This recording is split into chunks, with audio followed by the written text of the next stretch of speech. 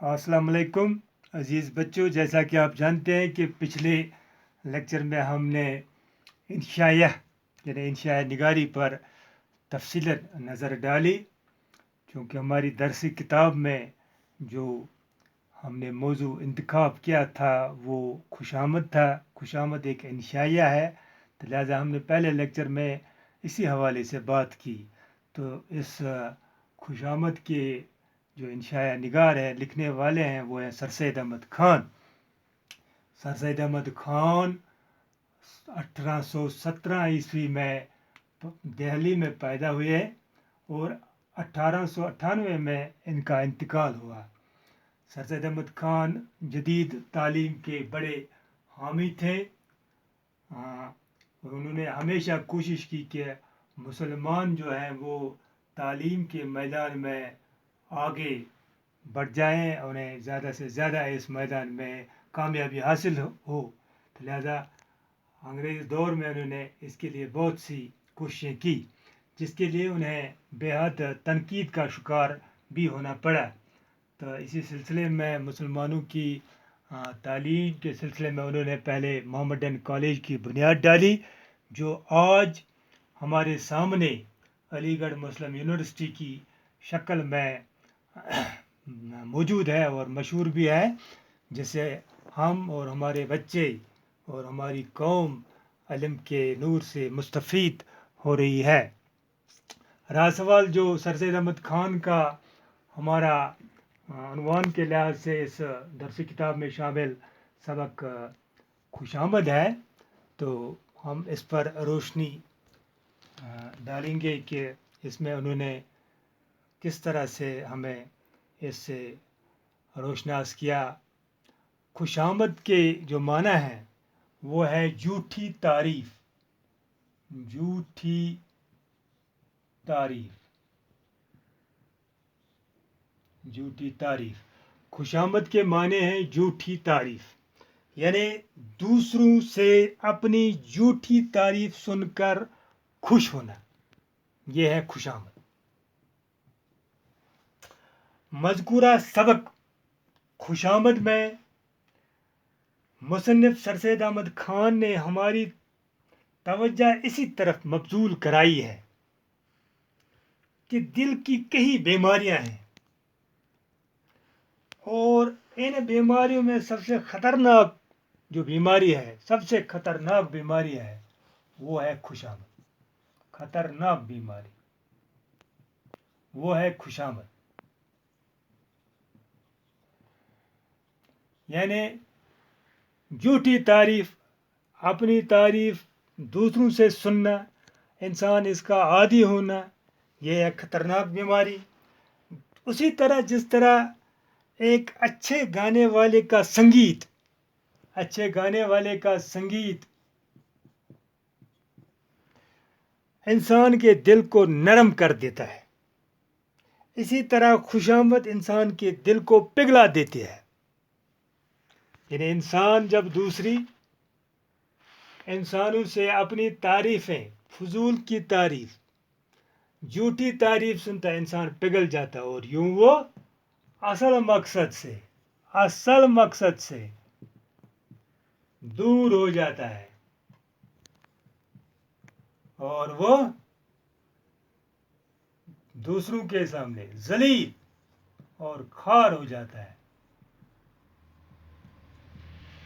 ذلیل اور خوار ہو جاتا ہے۔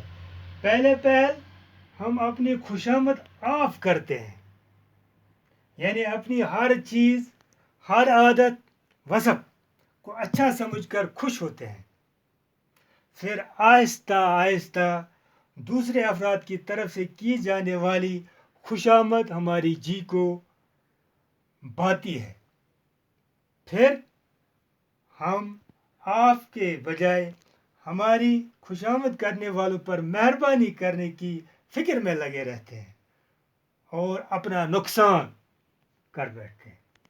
یعنی ہماری عقل خوشامدوں کے دھوکے میں آ کر ہم پر غالب آ جاتی ہے۔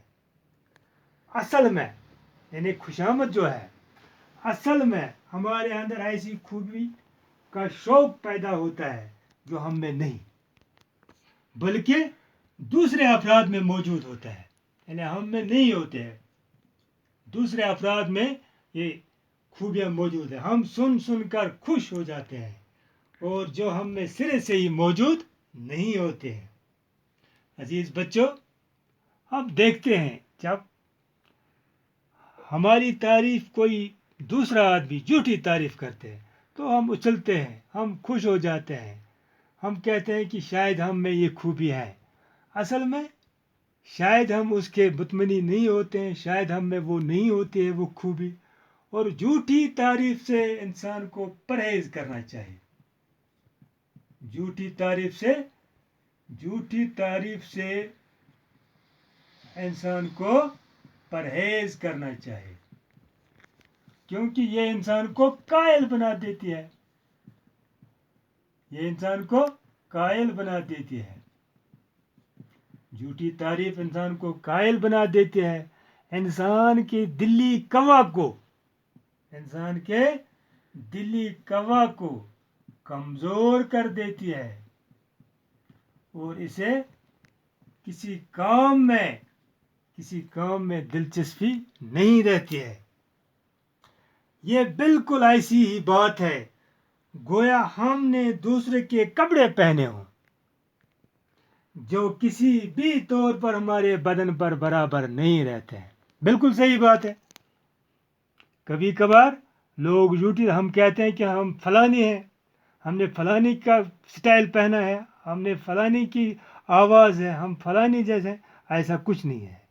ये कहते हैं कि हम दूसरे के अवसाफ अपने में ढूंढते हैं, जिससे इंसान धोखे में रहता है, जिससे इंसान गफलत और हकारत में जाता है, जिससे इंसान पसहमती का शिकार होता है।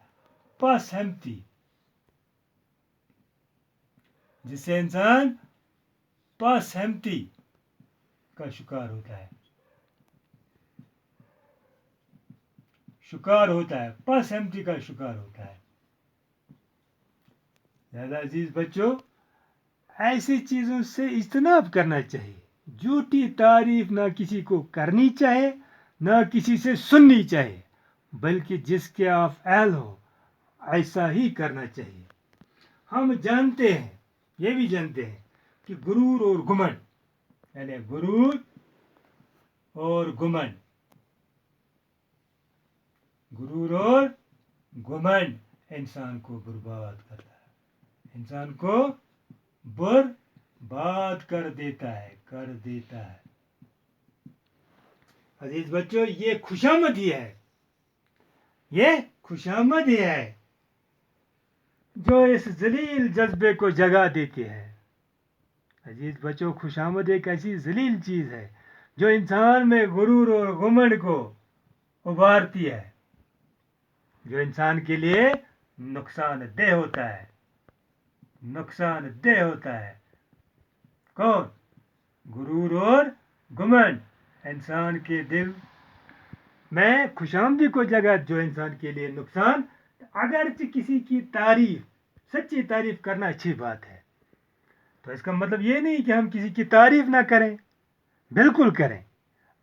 जो इंसान अच्छा हो, जिसके अखलाक अच्छे हो, जिसके आदाब अच्छे हो, जो कोई अच्छा काम करता हो, जिसका हुनर अच्छा हो, जिसका हजरत काम अच्छा हो, जिसकी पढ़ाई उसकी तारीफ हमें लाजमन करनी चाहिए, ताकि उसकी हौसला अफजाई हो जाए।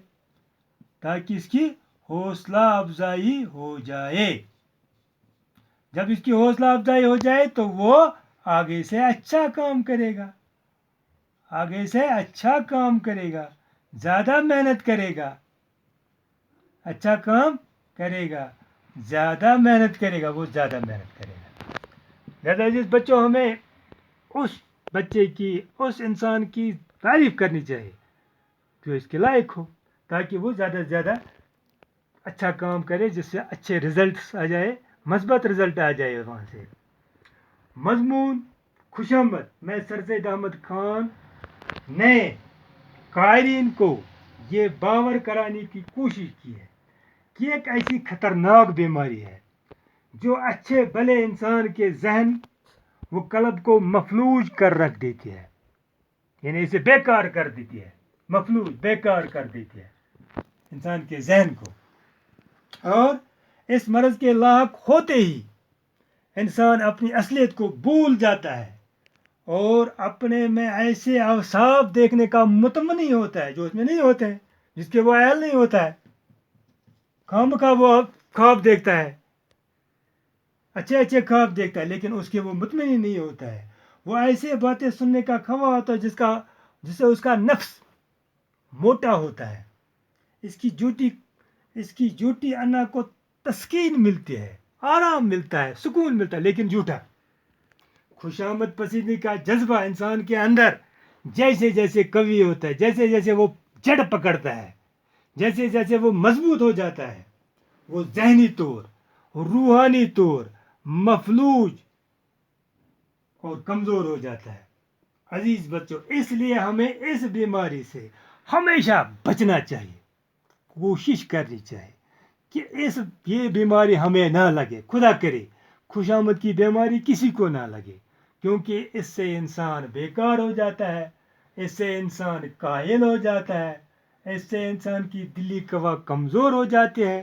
عزیز بچوں، یہی باتیں سر سید احمد خان نے ہمیں اس خوشامد سبق میں سکھائی ہے. جھوٹی تعریف وغیرہ خطرناک بیماریاں ہیں، اس سے انسان پس ہمت ہو جاتا ہے، ہاں، انسان میں خرابی پیدا ہو جاتی ہے. یہ انسان کے لیے اس میں انسان میں غرور اور گھمنڈ پیدا ہو جاتا ہے، اس سے اجاگر ہو جاتا ہے، جس سے انسان نقصان دہ ہو جاتا ہے.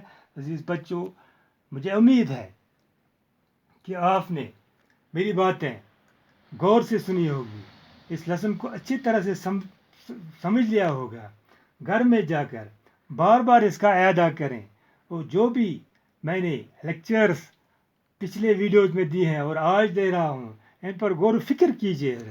دوسرے اساتذہ کرام سے رابطے میں رہے، جو بھی دوسرے کنسرن سبجیکٹ ٹیچرز ہیں، اور ان سے رابطے میں رہیں، ان سے فون پر واٹس ایپ کے ذریعے ان کے ساتھ رابطے میں رہے، تاکہ آپ کو جہاں بھی مشکل پیش آئے ان کو دور کرنے کی کوشش کیجیے.